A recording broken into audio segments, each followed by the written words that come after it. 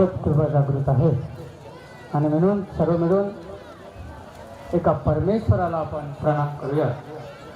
भगवान बाबा हनुमान जी को प्रणाम। महान त्यागी बाबा जुमदेव जी को प्रणाम। परमात्माए भगवत प्राप्ति करता निष्काम कर्मयोग परम पूज्य परमात्मा शोक मंडळ वर्धमान नगर नागपूरच्या वतीनं बाबांच्या आदेशाप्रमाणे आज दिनांक 3 फरवरी 2026 मौजा दहेगाव येथे मानव धर्माचे सेवक संमेलन आयोजित करण्यात आले आहे। या भगवत कार्यामध्ये सृष्टीचे विधाते स्वयं शक्तिशाली भगवान बाबा हनुमानजी उपस्थित आहेत, यांना माझा प्रणाम। मानव धर्माचे संस्थापक महान त्यागी बाबा जुमदेवजी उपस्थित आहेत, त्यांना माझा प्रणाम। आईची ममता मातोश्री वाराणसी ठुबरीकर ह्या उपस्थित आहेत, यांना माझा प्रणाम। आजच्या या चर्चा बैठकीचे अध्यक्ष सन्माननीय रवींद्रजी गायधने साहेब, अध्यक्ष परमपूज्य परमात्मा सेवक मंडळ नागपूर, यांना माझा नमस्कार। आजच्या या चर्चा सत्राचे उद्घाटक सन्माननीय श्री मारुतावजी राऊत साहेब, ज्येष्ठ मार्गदर्शक परमपूज्य परमात्मा सेवक मंडळ नागपूर। मंचावर उपस्थित सन्माननीय तापेश्वरजी वैद्य साहेब, यांना माझा नमस्कार। मंचावर उपस्थित सन्माननीय योगी साहेब, यांना माझा नमस्कार। मंचावर उपस्थित सर्व आदरणीय मंडळाचे संचालक महान त्यागी बाबा जुमदेव यांच्या विचार सातत्याने या समाजातल्या दुःखी कष्टी मानवापर्यंत पोहोचवणारे असे सर्व ज्येष्ठ श्रेष्ठ मार्गदर्शक आणि उपस्थित सर्व सेवक बांधव, यांना माझा सप्रेम नमस्कार। कि मैं शब्दों की खैरात हूँ, कि मैं शब्दों की खैरात हूँ, शब्द मेरे पास है, मुर्दे जगा दूं शब्द से, होता शुभकारा से। तू पुकार उस परमात्मा को, तू पुकार उस परमात्मा को जो हर पल तेरे पास है। जब परमात्मा तेरे पास है तब भी सेवक उदास है। आणि हीच उदासी या भगवत कार्याच्या माध्यमातून मानव धर्माचे सेवक घडावे, या समाजातील कुटुंब घडावे, हा सत्य विचार ठेवून हे भगवत कार्य ज्यांनी आयोजित केले अशा सर्व आजीवांसाठी जोरदार टाळ्या होत्या बांधवांनो। की फिरा चार धाम शोधून या पायी, अशी कृपा सेवकांनो जगामध्ये नाही, जगामध्ये नाही। ज्याप्रमाणे वनामध्ये शिकारी शिकाराचा शोध करण्याकरिता वनवन भटकतो, त्याचप्रमाणे दुःखाकडे सुखाकडे जाण्याकरता आम्ही वनवन भटकत होतो। डॉक्टर हकीम वैद्यवानी सर्व संपले, पण आमच्या दुःखाचं निवारण कोणी केलं नाही। आणि अशा परिस्थितीत कोणीतरी सांगितलं की महान त्यागी बाबा जुमदेवजी यांचा परमात्मा एक मार्ग आहे, जो शब्दावर कार्य करतो, जो वचन देता बरोबर देवी शक्ती उभी होते, अशा मार्गाचा आम्हाला प्रसिद्धी झाली। बांधवानो, मार्गात येता क्षणी आम्ही कुठल्या धर्माचा विचार केला नाही, कुठल्या पंथाचा विचार केला नाही, कुठल्या जातीचा विचार केला नाही, कुठल्या समाजाचा विचार केला नाही। कारण आम्हाला काय पाहिजे होतं, तर आम्हाला पाहिजे होतं सुख, आणि त्या सुखाच्या शोधासाठी आम्ही या मार्गात जुळलो बांधवांनो। बाबा जुमदेवजी सुखच शोधत होते, बाबांनाही सुख मिळाला होता, पण बांधवानो या कलियुगी सतयुगाचा झेंडा रोवायचा होता, आणि म्हणून बाबाला दैवी शक्ती मिळाली, मात्र ती पूर्ण मिळाली नव्हती। तो दिवस होता 25 ऑगस्ट 1948चा। महान त्यागी बाबा जुमदेवजी यांना परमेश्वर बोलू लागला कि ये मानव, तू बेईमान है, मैं तुझ पर कदापि विश्वास नहीं रख सकता। भले ही तूने मुझे प्राप्त किया हो, लेकिन मैं कौन हूँ, तो मैं भगवान हूँ।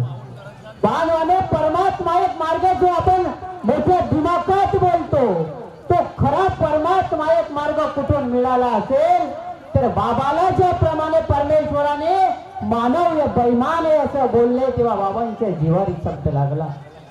आणि बाबांनी वचन दिला कि ईमान ही मेरा भगवान है। आणि त्या इमानावर हा दैवी शक्ती उभी झाली आणि या परमात्मा एक मार्गाची नीव राखण्यात आली. बांधवांनो, महान त्यागी बाबा जुमदेवजी यांना त्याच दिवशी 4 तत्व मिळाले होते. आता आत्मबोधाचा विषय झाला. थोडक्यात सांगेल की बाबांना 4 तत्व मिळाले होते. ते तुमच्यासाठी होते का? तुमच्यासाठी होते? माझ्यासाठी होते?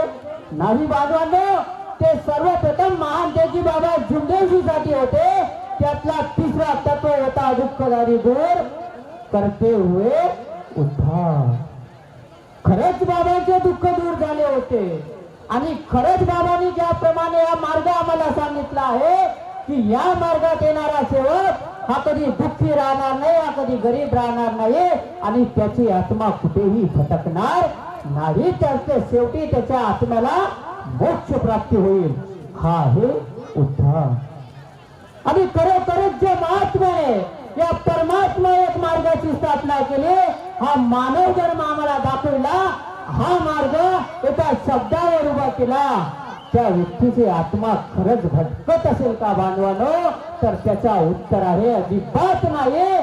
कारण ज्या व्यक्तीसाठी या धर्माचे तत्व आले ते पहिले आणि एकमेव व्यक्ती महान त्यागी बाबा जुमदेवजी होते. आणि म्हणून बांधवानो, हा मार्ग विचारायचा आहे.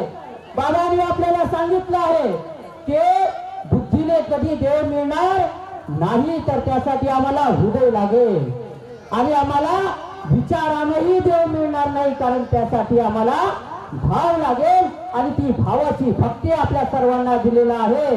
आणि म्हणून बांधवांनो, महान त्यागी बाबा जुमदेवजीने दिलेली दैवी शक्ती प्राप्ती ही सर्वप्रथम प्रत्येक सेवकाने गाठ बांधून घ्या की या मार्गातली दैवी शक्ती ही शक्ती आहे ती व्यक्ती कदापि होऊ शकत नाही. आणि त्या निराकार दैवी शक्तीची बाबा जुमदेवजीने आपल्याला प्रसिद्धी करून दिली आहे. ती दैवी शक्ती प्रत्येक सेवकाजवळ आहे. जितकी इथे बसलेल्या मंचावर आदरणीय पाहुणे मंडळींजवळ आहे, तितकीच दैवी शक्ती बांधवानो या मार्गातल्या काल आलेल्या सेवकाजवळ सारखीच आहे. हा विचार प्रत्येकाने घ्यावा.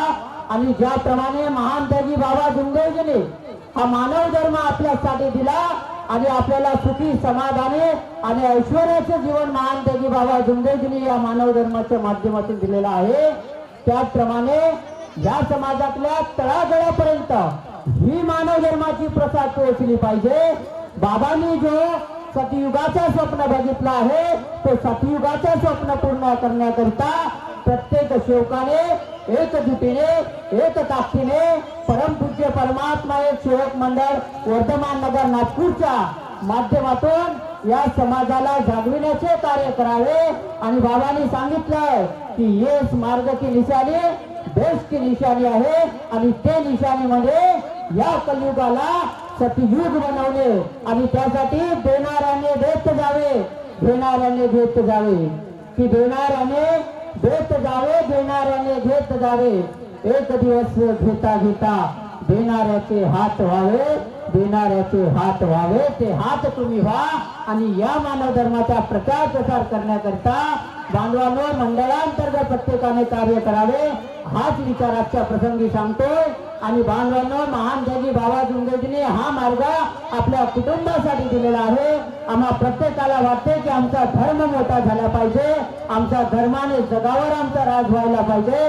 पण बांधवांनो, ते जर तुम्हाला करायचं असेल तर सर्वप्रथम स्वतःची जबाबदारी घ्या, तुमच्या कुटुंबाची जबाबदारी घ्या. प्रत्येकानं आपलं कुटुंब घडवा, आपलं कुटुंब सुजलाम सुफलाम करा. जेव्हा जेव्हा या मानव धर्माचे प्रत्येक कुटुंब घडतील तेव्हा आमचा धर्म जगात मोठा झाल्याशिवाय राहणार नाही. आणि त्याकरता प्रत्येकाने कार्य करा. एवढे बोलून आपल्या शब्दांना इथेच विराम देतो. सर्वांना माझा सप्रेम नमस्कार.